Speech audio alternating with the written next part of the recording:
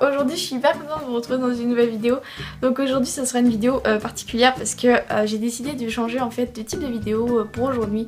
Donc en fait aujourd'hui j'ai décidé de vous parler de ma maladie, car comme je vous l'ai dit dans la vidéo précédente du rangement make-up, en fait je vous ai dit que je vous parlerai en fait de mon tiroir à maladie. Donc en fait qu'est-ce que c'est, comment je l'ai vécu, comment on découvre ça, comment on le vit. Donc c'est parti. Donc aujourd'hui j'ai décidé de vous parler de ma maladie qui n'est autre que le diabète. Donc le diabète de type 1, car il y a deux types de diabète. Il y a le diabète type 1 et le diabète type 2. Généralement le diabète type 2 arrive pour les personnes âgées de 42 ans maintenant, 40 ans. Et moi en fait j'ai le diabète de type 1, donc qui arrive à n'importe quel âge. Donc comme je vais vous le dire, moi je l'ai eu à 8 ans. Donc en fait ça fait vraiment assez jeune. Il y a des enfants qui l'ont depuis plus que moi, donc c'est-à-dire il y a des enfants qui l'ont malheureusement depuis 2 ans. Ça fait mal au cœur de savoir qu'un enfant de 2 ans peut avoir ça, surtout que c'est très facile, non Margot, c'est très difficile de vivre avec cette maladie.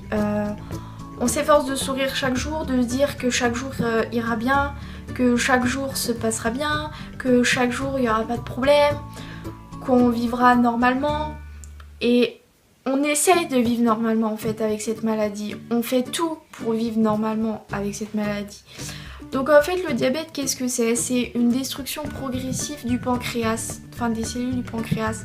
Donc en fait votre pancréas va petit à petit se détruire et ne plus fonctionner. Donc en fait pour que votre pancréas fonctionne, vous allez devoir vivre avec des insulines. Avec de l'insuline en fait dans votre corps. Donc il y en a qui sont sous stylo à insuline, il y en a d'autres qui sont sous pompe. Donc moi j'ai testé les deux. Et la pompe, j'ai pas aimé. C'était nul. J'ai arrêté la pompe il y a à peu près 2 semaines je crois, pour retourner à mes bons vieux insulines. Donc là c'est la Novo Rapide et là c'est la Lantus. Donc en fait j'ai arrêté la pompe parce que en fait c'est quelque chose qui était mis dans votre corps. D'ailleurs moi j'ai encore les marques, bon je vais peut-être pas vous montrer en fait parce que c'est assez gênant. Mais en gros moi j'ai plein de boules dans le ventre et j'ai encore des traces des cathéters, parce que quand vous êtes sous pompe en fait il y a un cathéter qui est branché dans votre petit ventre et des fois ça fait très très mal. Et donc en fait c'est chiant parce que la nuit quand vous dormez vous vous crochez dedans. Si vous avez quelqu'un avec qui vous dormez, c'est chiant parce que on peut s'accrocher dedans. Ça m'est déjà arrivé qu'on m'arrache mon cathéter, ça fait super mal. En plus ça tient pas beaucoup. C'est désagréable quand ça s'injecte, des fois que vous êtes mal fait, enfin mal piqué, bah ça fait mal. Et c'est vraiment désagréable. Moi j'ai pas du tout aimé, donc du coup j'ai préféré l'arrêter. Parce que ça ne me convenait pas. Du coup j'ai préféré revenir à mes petits stylos qui sont très bien. Donc en fait je fais ça avant chaque repas, et sauf celle-là que j'ai fait avant de dormir. Donc celle-là je la fais avant de dormir. J'utilise des petites aiguilles. Je vais vous montrer un petit modèle. Donc j'utilise des petites aiguilles comme ça. Voilà. Donc en fait vous mettez ça sur vos stylos, vous tournez, vous tournez, vous tournez. Vous avez un premier capuchon qui est le capuchon principal et vous en avez un deuxième. Donc vous l'enlevez et vous avez une petite aiguille. Donc il y a différentes tailles d'aiguilles. Il y a du 8, du 4, du 6. Moi je suis là au 4 je crois. Et j'ai des 8 pour la Lantus parce que le dosage est beaucoup plus important qu'une Novo Rapide. Donc premièrement vous allez donc mettre votre dosage. Donc vous allez tourner au bout. Donc pour l'instant au début vous mettez 4 pour pouvoir injecter dans le capuchon. En fait c'est pour vérifier si votre insuline coule, s'il n'y a pas de problème dans la cartouche. Donc c'est des stylos jetables, il y a juste le stylo à changer en fait, c'est tout. Et donc ensuite je vais la faire devant vous en fait parce que c'est l'heure. Donc je vais la faire avec vous, il n'y a pas de souci. Donc moi le soir je suis réglée à 12, donc j'enlève le petit capuchon. Et donc je vais le faire en fait dans mon bras. Je vais le faire dans mon bras pour que vous voyez bien. Donc en fait vous prenez le stylo. Bien sûr vous désinfectez avant, moi je l'ai fait avant. Et donc en fait vous piquez. Donc vous plantez le stylo dans votre bras. Hop là. Là c'est planté. Donc ça fait pas mal, hein. Et ensuite, vous injectez le produit.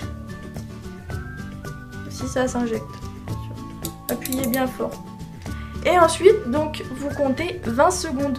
Donc 1, 2, 3, 16, 17, 18, 19, 20. Donc ensuite, vous pouvez le retirer. Donc vous l'enlevez de votre bras.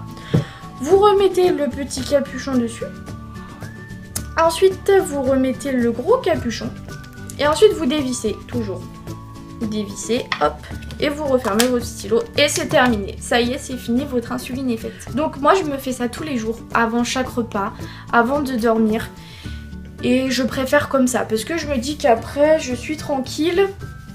Pour la journée, en fait, enfin pour la journée, non. Mais je n'ai pas ça planté dans ma peau à me gêner, à me faire mal et à être désagréable. C'est vraiment super désagréable d'avoir ça dans votre peau. Franchement, c'est chiant.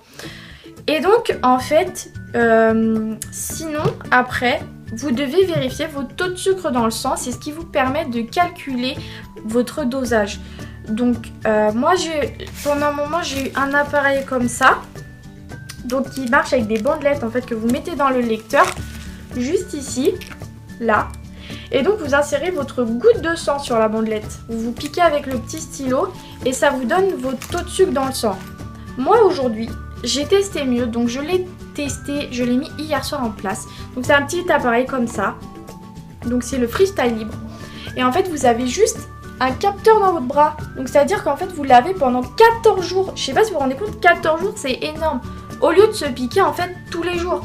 Au lieu de se piquer tous les jours avant chaque repas, quand vous ne sentez pas bien et tout. Non, là vous prenez ça, vous cliquez sur le petit bouton. Et là, vous pouvez même passer par-dessus le vêtement, regardez.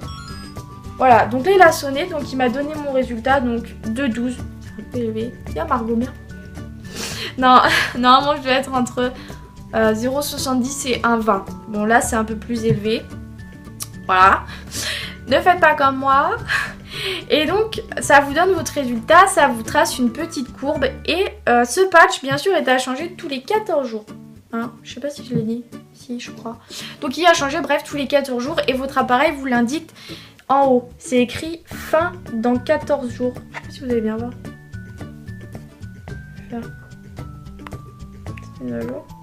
Voilà, fin dans 14 jours. Donc dans 14 jours en fait ça vous rappelle que vous devez changer votre petit patch. Voilà. Donc il ne se voit pas, il est discret. De toute façon, moi même s'il se voit, je m'en fiche parce que voilà, c'est pour ma vie, c'est pas pour la vie des autres. Hein. Et donc voilà, bien sûr, même s'il se voyait, voilà, je m'en fiche. Clairement, je m'en fiche.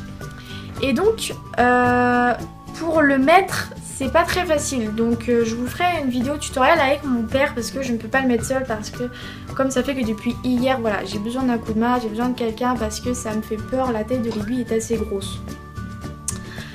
Voilà. Ensuite, je voulais vous parler de mon expérience. Donc moi, on m'a découvert ce diabète-là à l'âge de 8 ans. Donc j'ai pu compter sur ma mère, avant tout sur ma mère parce que j'habite avec elle quand même. Et donc c'est elle qui m'a accompagnée, qui m'a aidée dans mon diabète, qui m'a soutenue et qui a été là pour moi. Donc pour vous dire, elle ne travaillait pas pour s'occuper de moi. Hein. Je sais pas si vous vous rendez compte, ma mère ne travaillait pas pour s'occuper de moi. Voilà, je trouve ça énorme et ça a vraiment été adorable de sa part. Je la remercierai jamais assez pour ce qu'elle a fait pour moi. C'est elle qui gérait pour moi comme je ne connaissais pas. Malheureusement, je n'acceptais pas la maladie quand on me l'a découvert, donc je n'ai pu compter que sur ma mère. Ensuite... qu'est-ce qu'il y a eu d'autre? Donc j'ai eu une passe à l'école où j'ai eu beaucoup de moqueries. En fait on s'est beaucoup moqué de moi et où mes amis bien sûr, me disaient bah non on t'invite pas à notre anniversaire parce que t'es malade, ça se transmet, tout ça, c'est dégueulasse. Limite je faisais peur aux gens quoi. Limite j'avais la peste. Mais les gens, allô, je n'ai pas la peste. Tout enfant diabétique n'a pas la peste, ce n'est pas une maladie qui s'attrape. D'ailleurs, ce n'est même pas une maladie héréditaire. Arrêtez, juste arrêtez de rejeter les enfants comme ça. Certes, vous êtes jeunes, mais alors vous êtes débiles, vos parents ne peuvent pas vous expliquer. Juste, arrêtez, arrêtez. Même un enfant qui est malade, où ça se transmet, arrêtez. Le pauvre, il n'a pas d'amis, vous vous mettez un peu à sa place. Vous vous mettez jamais à la place des autres, moi je trouve. voilà, faut arrêter, faut accepter, faut vivre avec. On est des gens normaux, on est comme vous. Ça a jamais été facile. Ma mère, elle s'est battue presque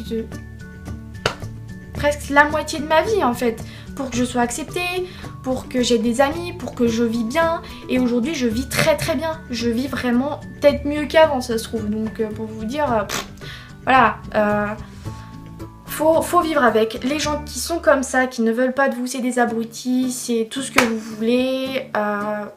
Ne vous occupez pas d'eux. Occupez-vous de vous, vivez pour vous. Si c'est dur, combattez-vous, combattez pour ça quoi. Voilà, votre diabète est un combat au début. Tout diabète est un combat et d'ailleurs c'est un combat tous les jours parce qu'on sait jamais ce qui peut arriver en fait. Donc il faut continuer comme ça, il faut se battre, il faut aller jusqu'au bout et il faut jamais rien lâcher. Votre meilleur soutien, votre meilleure force, ce sera vos parents. Faut trouver des gens sur qui vous pouvez compter vraiment, réellement. Si c'est des gens qui ne veulent pas de vous, qui n'acceptent pas la maladie, c'est que ce ne sont pas vos amis. Clairement, ce ne sont pas vos amis. Ce sont personne pour vous. Et ce ne sera jamais personne. Ce sera plus un poids pour vous plutôt que l'inverse. Donc clairement, ne côtoyez pas ces personnes-là. Ça sert vraiment à rien. Ensuite, qu'est-ce que je peux vous dire? Voilà, j'ai eu une passe où pareil, moi je voulais des bonbons, je voulais être comme mes copines, je voulais manger des bonbons parce que bah les bonbons c'est bon. Et donc en fait, voilà, j'avais pas d'argent, je travaillais pas, j'étais au collège. Ouais, si j'étais au collège. Et donc en fait, j'allais dans le porte-monnaie de mes parents me servir. Allez, tiens, hop. Et puis j'allais acheter des bonbons. Donc ça a été très dur pour moi cette phase-là. Surtout quand elle a été découverte, j'étais vraiment pas bien, je me sentais mal vis-à-vis de mes parents parce qu'ils avaient combattu pour moi et moi j'avais fait ça et je me sentais vraiment super mal, j'étais vraiment pas bien, je me sentais désolée, voilà, ça vous met mal. Donc franchement, tenez le coup, combattez, tenez le coup, trouvez une force qui vous permettra de combattre ça, vraiment. Ne vous occupez pas des autres gens, bien sûr. Pour information, je vous recommande d'aller faire une prise de sang au moment où vous remarquez que vous buvez des tonnes et des tonnes de litres d'eau. Si vous voyez que vous avez une perte de poids importante, allez-y, allez faire une prise de sang parce que ça peut être des signes de diabète. Moi à 8 ans, voilà, je faisais encore pipi au lit, normalement à 8 ans on ne fait plus ça. Moi je le faisais encore, donc voilà. Juste allez consulter, allez faire une prise de sang, ça peut être le diabète et je le recommande pour tout le monde.